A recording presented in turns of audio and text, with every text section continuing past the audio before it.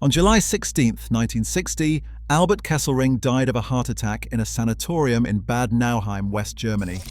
The man once known as Smiling Albert had led German forces across 3 continents, commanded the defense of Italy, and finished the war in charge of Hitler's last stand on the Rhine. But his death came 8 years after his release from a British military prison, where he had been serving a life sentence for war crimes. For his wife Lini and adopted son Rhine, Kesselring's conviction and imprisonment had been a long ordeal that tested their loyalty and forced them into a campaign that would involve prime ministers, field marshals, and the politics of the emerging Cold War. Their story reveals how one military family navigated the collapse of the Third Reich, the Allied justice system, and the moral complexities of post-war Germany. In the first week of May 1945, the Third Reich collapsed. On the 6th of May 1945, US forces near Berchtesgaden took Kesselring into custody after he surrendered the southern half of German forces to General Maxwell Taylor, commander of the 101st Airborne Division. Unlike many Nazi leaders who attempted to flee or committed suicide, Kesselring surrendered formally, still wearing his field marshal's uniform. For a man who had remained loyal to Hitler until the final hours, the act of surrender marked the end of his military career. For his family, it marked the beginning of a different kind of battle. Lini Kesselring, who had been married to Albert since 1910, now faced an uncertain future. The daughter of an apothecary from Bayreuth, she had spent 35 years as a military wife, moving from garrison to garrison as Albert's career advanced. She had known him when he was a young artillery officer, had supported him through World War I, and had witnessed his rise to field marshal during World War II. She and their adopted son Rhine had lived through the war years in relative comfort compared to most Germans, benefiting from Kesselring's rank and status. But now, with her husband in Allied custody, everything had changed. On the 15th of May 1945, British and American forces transported Kesselring to Mondorf-les-Bains in Luxembourg, a facility the Allies had designated for high-ranking prisoners. Known as Ashcan, this converted hotel housed many of the Third Reich's most prominent figures, while they awaited interrogation and possible trial. There, Kesselring's field marshal's baton and decorations were confiscated, and he was placed under guard. Lini remained in Bavaria, but her contact with her husband was now entirely cut off. She had no way of knowing whether she would see him again, whether he would be tried, or what charges might be brought against him. For the Kesselring family, the most difficult period came during the months leading up to the trial in Venice. From late 1945 through early 1947, Kesselring was held in solitary confinement at Nuremberg, waiting to be called as a witness at the International Military Tribunal. He testified at Hermann Goering's trial in October 1945, but his offers to testify against Soviet, American, and British commanders were declined. During this period, Lini had no direct communication with him. She waited in Bavaria, living in modest circumstances, uncertain what charges would eventually be brought. Allied interrogators focused on establishing Kesselring's role in atrocities committed against Italian civilians and partisans. They questioned him repeatedly about the execution of hostages, the burning of villages, and reprisal killings. Kesselring portrayed himself as a professional military commander who had conducted operations according to the laws of war. He denied personal responsibility for specific atrocities, claiming he had tried to restrain excesses and had punished soldiers who violated discipline. The interrogators were skeptical. They had documents showing that Kesselring had issued orders in June and July 1944 that effectively granted his troops immunity for using excessive force against partisans. The charges centered on 2 main accusations. First, that Kesselring had been responsible for the Ardeatine massacre of 24 March 1944, when 335 Italian civilians were executed in caves outside Rome, in reprisal for a partisan attack that killed 33 German soldiers. Second, that he had incited and commanded his troops to kill Italian civilians as reprisals for resistance activity throughout the summer of 1944. Both charges carried the death penalty.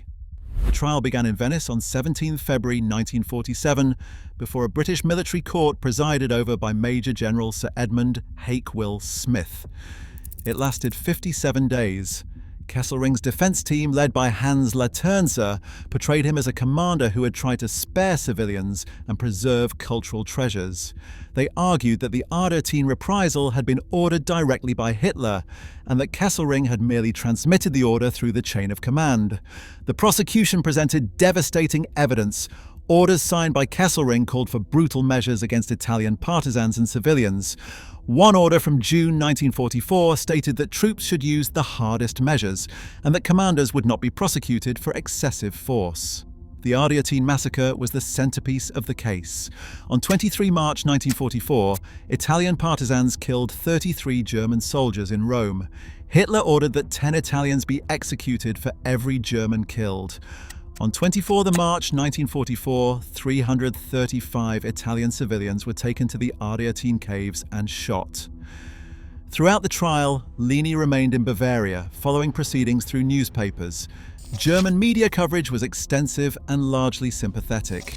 Many Germans saw the trial as victor's justice. Field Marshal Harold Alexander, who had commanded Allied forces against Kesselring in Italy, would later describe him as a commander who showed great skill in extricating himself from the desperate situations into which his faulty intelligence had led him. On 6 May 1947, the court found Kesselring guilty on both charges and sentenced him to death by firing squad. The verdict sent shockwaves through West Germany and even provoked controversy in Britain. For Lini, waiting in Bavaria, the news must have been devastating. After months of following the trial through newspaper reports, hoping that the testimony of Allied commanders might lead to acquittal or a lesser sentence, she now faced the prospect of her husband's execution. The Italian government, which had abolished the death penalty in 1944 as a rejection of Mussolini's fascist regime, flatly refused to carry out the sentence. This created a diplomatic problem for the British, who had intended the trials in part to satisfy Italian public opinion. The War Office found itself in an awkward position. Executing Kesselring in defiance of Italian wishes would create a political crisis. Not executing him would undermine the authority of the military court and disappoint those who had pressed for justice. On 4 July 1947, Lieutenant General Sir John Harding, commander of British forces in the Mediterranean, commuted Kesselring's sentence to life imprisonment. Two other German generals convicted in related cases, Eberhard von Mackensen and Kurt Malzer, received the same commutation. The decision was presented as a response to Italian sensibilities, but it also reflected growing uncertainty about the wisdom of executing senior German military commanders at a time when the Western Allies were beginning to see West Germany as a potential partner against Soviet expansion. Kesselring was transferred from Mestre prison near Venice to Wolfsburg in Carinthia, Austria in May 1947. Wolfsburg was a more permanent facility, and it was here that Kesselring would spend the next several years. The commutation of his death sentence gave Lini hope that eventual release might be possible, but life imprisonment still meant that Kesselring, now 61 years old, would likely die in Allied custody. The question was whether changing political circumstances might open the door to clemency. For Lini Kesselring, her husband's imprisonment became a central fact of life. She was now in her mid-50s, living in modest circumstances in Bavaria. The comfortable lifestyle she had known as a field marshal's wife was gone. German military pensions for convicted war criminals were not paid, and Lini had to rely on family connections and sympathetic acquaintances for support. The couple had adopted Rainer in 1913, when he was the young son of Albert's second cousin, Kurt Kesselring. By the late 1940s, Rainer was in his mid-30s. Little is known about his activities during this period. He does not appear in the historical record as having made public statements about his adoptive father's case. Lini's first public appearance came in 1950, when she was interviewed about her husband's prison conditions. She described receiving occasional censored letters and expressed concern about his health. During the years of imprisonment, she maintained whatever contact she could through letters and rare supervised visits. Kesselring spent his time in prison productively. At Wolfsburg, he declined an escape offer from a former SS major, saying it would be seen as a confession of guilt. He worked on military histories for the US Army Historical Division and secretly wrote his memoirs.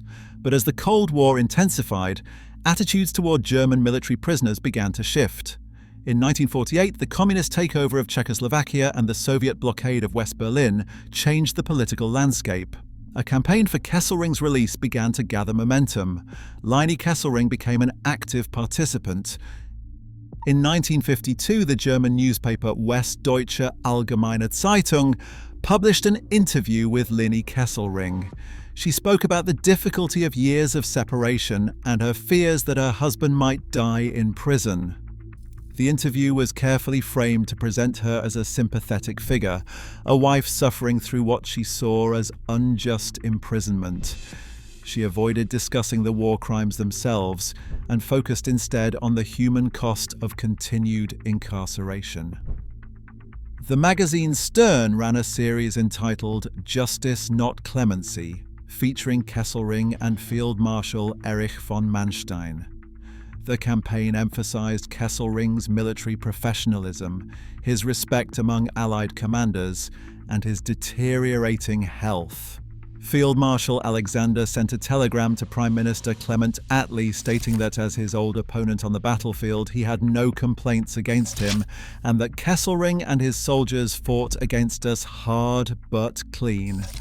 This characterization was generous given the documented war crimes, but it reflected a professional military culture willing to extend courtesy to enemy commanders. Lieutenant General Sir Oliver Leese called him an extremely gallant soldier. In 1952, Chancellor Konrad Adenauer made clear that West German ratification of the European Defence Community Treaty depended on the release of German military figures. This was political leverage of the highest order. The British government, eager to secure West German cooperation in NATO and facing the reality of Soviet expansion, found itself under increasing pressure. Justice for war crimes victims had to be weighed against Cold War strategic imperatives. In July 1952, Kesselring was diagnosed with a cancerous growth in his throat. He had been a heavy cigar smoker during World War I, but he had quit decades earlier. British authorities were initially suspicious, wondering if the diagnosis was fabricated. They were also worried about the political consequences if Kesselring died in prison, as General Kurt Malzer had done in February 1952. In October 1952, after 5 years of imprisonment, Kesselring was released on grounds of ill health. He was 66 years old and in declining health. He returned to Bavaria, where Leni had been waiting. For the first time since May 1945, the couple were reunited. Their reunion, after 7 years of separation, was private, away from cameras and journalists. What passed between them in those first moments can only be imagined. They had been apart longer than many marriages last. The man who returned had been convicted of war crimes, sentenced to death, and imprisoned for years. Yet to Leni he remained her husband, and she had never wavered in her loyalty. For Kesselring, seeing Leni again after so long must have brought both relief and a sense of vindication. The campaign for his release had succeeded. He was free. Almost immediately after his release, Kesselring accepted leadership positions in 3 veterans organizations. He was in declining health, but still active and determined to shape his legacy. While still recovering in the hospital, he received delegations offering him honorary presidencies. The Luftwaffenring consisted of Luftwaffe veterans and was relatively uncontroversial. The Verband Deutsches Afrika Korps honored Rommel's Afrika Korps and cultivated the myth of the clean war in North Africa. The third and most controversial was Der Stahlhelm, Bund der Frontsoldaten, a right-wing veterans organization. Der Stahlhelm had been a powerful paramilitary group during the Weimar Republic and was reconstituted in 1951. It was widely seen as a haven for unrepentant former Nazis and Wehrmacht officers who refused to accept responsibility for war crimes. Leadership of the Stahlhelm tarnished Kesselring's reputation among liberals but solidified his standing among veterans who rejected denazification. Kesselring attempted to reform the organization, proposing that the new West German flag be flown instead of the imperial flag, that the greeting front Heil be abolished, and that Social Democrats be allowed to join. The membership rejected these proposals. Many were more interested in preserving the memory of the old Germany than adapting to the Federal Republic. Kesselring either believed the organization could be reformed or was willing to compromise his reform agenda to maintain membership loyalty. In 1953, Kesselring published his memoirs Soldat bis zum letzten Tag, translated as A Soldier to the Last Day. The title itself was a statement of defiant loyalty. The book was a commercial success in West Germany, selling well among veterans and military history enthusiasts. It was translated into English as A Soldier's Record. The book provided a detailed military history with emphasis on his campaigns in Poland, the Battle of Britain, the Mediterranean, and Italy. But critics noted he made no effort to distance himself from his wartime service or question his loyalty to Hitler. He portrayed Hitler as a strategic genius, described the Nazi regime as a system he had served loyally, and provided no acknowledgement of the Holocaust or reflection on the criminal war of aggression Germany had launched. On war crimes in Italy, Kesselring defended his conduct point by point. He argued partisan warfare justified reprisals, maintained he had tried to minimize casualties, and claimed the Ardeatine massacre was Hitler's direct order that he had no authority to refuse. He suggested partisans bore moral responsibility because they attacked knowing civilians would be killed in response. These arguments were unconvincing to those familiar with the trial evidence. Critics noted he never questioned where obedience ended and criminal complicity began. Rhine stood by her husband throughout this period. She had married him in 1910, the daughter of an apothecary from Bayreuth. For over 4 decades, she had been a military wife, following Albert from garrison to garrison through 2 world wars and now through imprisonment and controversy. In photographs from the 1950s, she appears dignified and reserved, dressed conservatively, her expression carefully neutral. She gave no interviews after the 1952 campaign, attended Stahlhelm events at his side, and made no public statements. Unlike some wives of Nazi leaders who sought distance from their husbands' actions, Rhine remained steadfastly loyal. There is no record of her ever criticizing Albert or expressing regret over his wartime role. Whether this reflected genuine belief in his innocence or simply the bonds of marriage remains unknowable. Their daily life in the mid-1950s was quiet. They lived modestly in Bavaria, supported by Kesselring's book royalties and income from the veterans' organizations. Kesselring worked on historical articles and corresponded with former comrades. Rhine managed the household and accompanied him to functions. They received visitors, attended church regularly, and maintained the routine of an elderly couple living out their final years together. Kesselring's comment that Italians should build him a monument provoked outrage in Italy. The remark demonstrated stunning insensitivity to how Italians remembered the German occupation. Italian jurist Piero Calamandrei responded with a bitter poem titled Epitaph for Kesselring.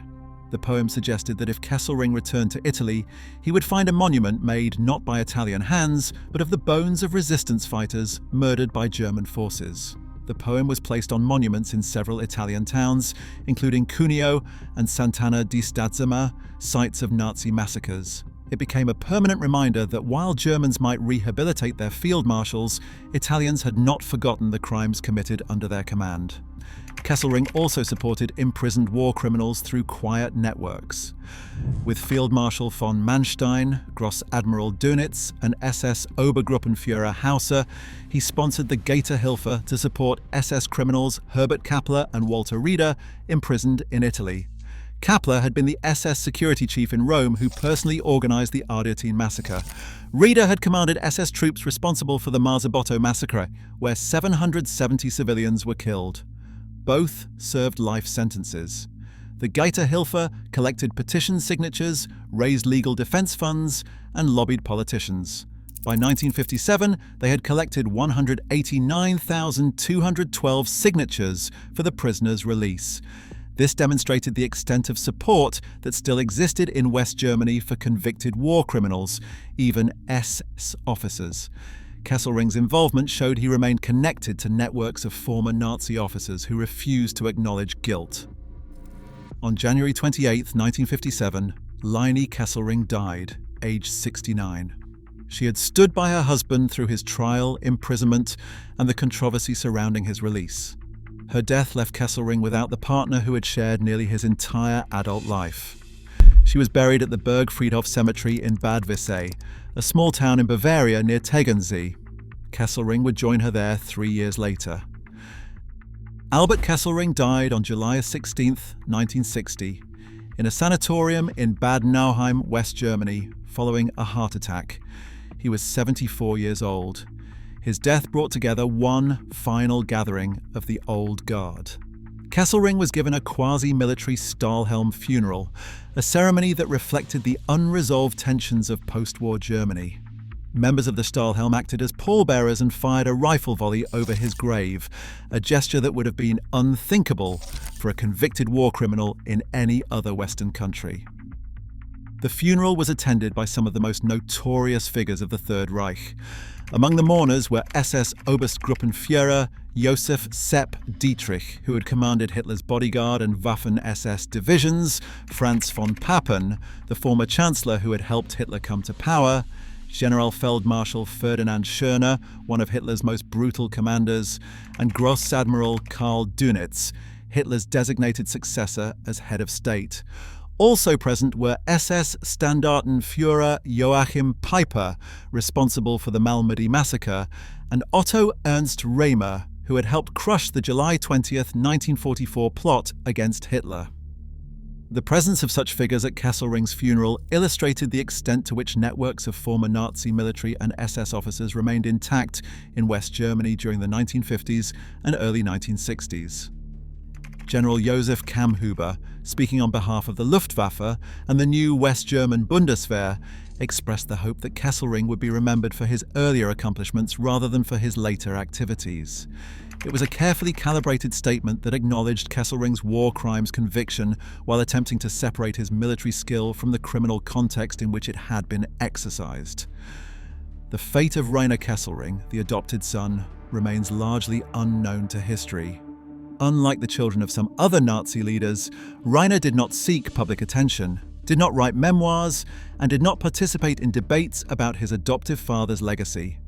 He appears to have lived a quiet, private life, removed from the controversies that surrounded the Kesselring name. The Kesselring family story reveals several aspects of post-war Germany's struggle to confront its Nazi past. Unlike families such as the Himmlers, where children sometimes publicly defended or rejected their fathers, the Kesselrings maintained a united front of loyalty and silence. There were no dramatic confrontations with history, no public expressions of shame or responsibility. Leiny's steadfast support reflected a pattern common among wives of German military leaders who saw their husbands as professional soldiers separate from Nazi political crimes. This distinction between the clean Wehrmacht and the criminal Nazi leadership was a myth that would take decades to dismantle. The campaign for Kesselring's release demonstrated how Cold War politics overrode justice for war crimes. Churchill's support, Alexander's praise, and Adenauer's leverage all contributed to his early release. The British government, faced with choosing between holding Kesselring accountable and securing West German cooperation in the defense of Western Europe, chose the latter. Justice for the 335 Ardeatine victims and countless other Italian civilians killed under Kesselring's command took a back seat to geopolitical considerations. This was Victor's justice in reverse, where the imperatives of the Cold War alliance structure meant that convictions for Nazi war crimes could be set aside when politically convenient. Kesselring's involvement in the Stahlhelm and support for imprisoned SS war criminals showed he remained unrepentant to the end.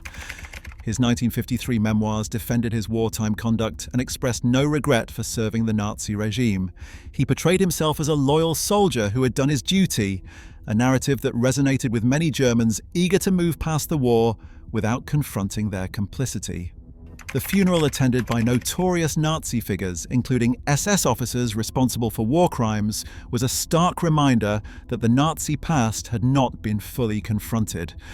The Stahlhelm's military honors and the presence of these figures suggested a parallel Germany that existed alongside the official Federal Republic, where old allegiances still held sway. Yet the Kesselring story also shows the limits of this narrative. By 1960, evidence of Nazi crimes was overwhelming and undeniable. The Holocaust had been documented, the Nuremberg trials had established legal precedents, and younger Germans were beginning to ask difficult questions about their parents' generation. Kesselring's funeral may have been attended by unrepentant Nazis, but it marked the end of an era. The generation of field marshals who led Hitler's armies was dying out, and their attempts to preserve a heroic narrative of military professionalism separate from Nazi crimes were increasingly untenable. The Federal Republic was moving, however slowly and incompletely, toward a reckoning with the past that would eventually make such public displays of Nazi nostalgia unacceptable. For Rhine, who died 3 years before her husband, the post-war years had been defined by loyalty to a convicted war criminal. She had participated in the campaign for his release, giving interviews to sympathetic newspapers in 1950 and 1952, and had stood by him from his arrest in 1945 until her death in 1957. Through 7 years of imprisonment and 5 years after his release, she never wavered. There is no evidence that she ever questioned his actions, expressed regret for the suffering caused by the regime he served, or acknowledged that the war crimes convictions might have been justified. Her silence, like that of many Germans of her generation, reflected a broader unwillingness to confront the moral dimensions of the Nazi era. She chose loyalty over truth, comfort over confrontation. Decades after Kesselring's death, evidence emerged that fundamentally undermined the image he had cultivated in his memoirs and public statements. Documents proved that he had perjured himself at both the 1945 trial of his subordinate Anton Dostler and at his own 1947 trial. Kesselring had personally approved the execution of 15 American Office of Strategic Services prisoners in March 1944, then denied any knowledge of the order and allowed Dostler to be executed for carrying it out. This revelation showed that Kesselring had violated a fundamental code of military honor by knowingly allowing a subordinate to take the blame for his own decisions. It demonstrated that his claims of innocence and his portrayal of himself as a soldier simply following orders were lies. Yet by the time this evidence came to light, Kesselring was long dead. His memoirs had been published and widely read, and his reputation among German veterans had been established. The truth arrived too late to matter. The Kesselrings chose loyalty and silence, a path that allowed Albert to spend his final years as honored president of veterans organizations, rather than as a convicted war criminal living under the shadow of his crimes. Whether this reflected genuine belief in his innocence, unwillingness to confront uncomfortable truths, or simply the bonds of marriage and family loyalty, the effect was the same: a refusal to acknowledge responsibility or express remorse. When Kesselring was buried alongside Rhine in Bad Nauheim in 1960, their graves were placed near other prominent figures of the Nazi era. The cemetery became a pilgrimage site for some German veterans and right-wing groups, a place where the memory of the Wehrmacht could be honored without reference to crimes committed in its name. In death, as in life, Kesselring remained a figure around whom conflicting narratives could gather: the skilled military commander, the convicted war criminal, the loyal soldier, the man who ordered deaths of Italian civilians. The silence of Rainer Kesselring, the adopted son who left no public record, perhaps speaks most eloquently about the burden of carrying such a name.